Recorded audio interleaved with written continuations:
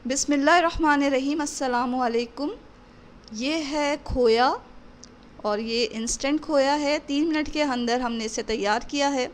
अगर आप कोई ऐसा मीठा बनाना चाह रहे हैं जिसमें खोया यूज़ होगा और आपके पास खोया नहीं है तो आप पाउडर के दूध से इस खोए को तैयार कर सकते हैं, और वो भी सिर्फ 3 मिनट के अंदर अंदर।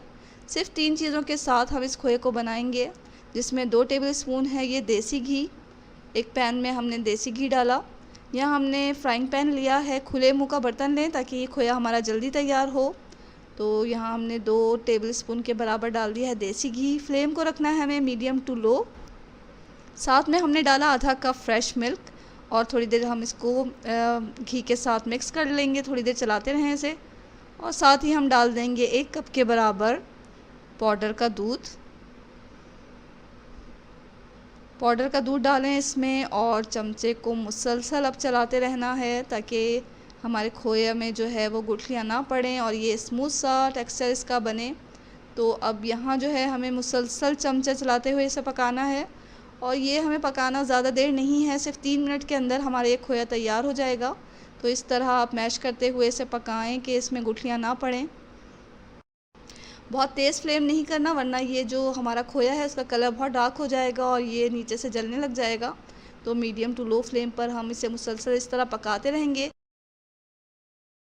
तो बाज़ औक़ात ऐसा होता है कि घर में खोया नहीं होता और हमें जल्दी कोई मीठा तैयार करना होता है या हलवे में खोया डालना होता है, तो हम इस तरह मिनटों में ये खोया तैयार कर सकते हैं।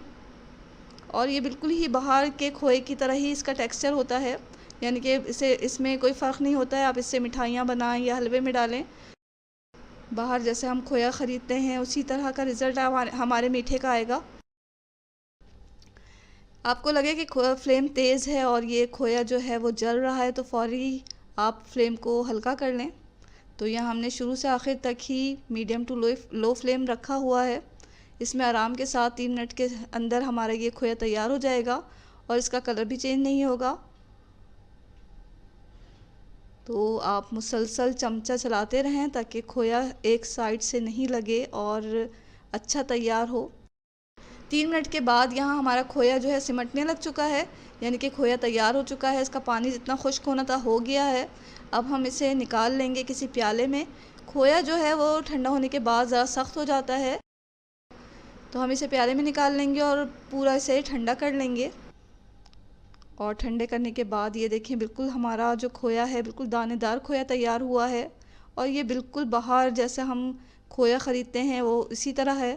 तो आप इससे कोई सा भी मीठा तैयार कर सकते हैं, मिठाई बनाएं या आप इसे हलवा में डालें या ऐसे ही खाएं। बहुत ही मज़ेदार ये खोया तैयार हुआ है।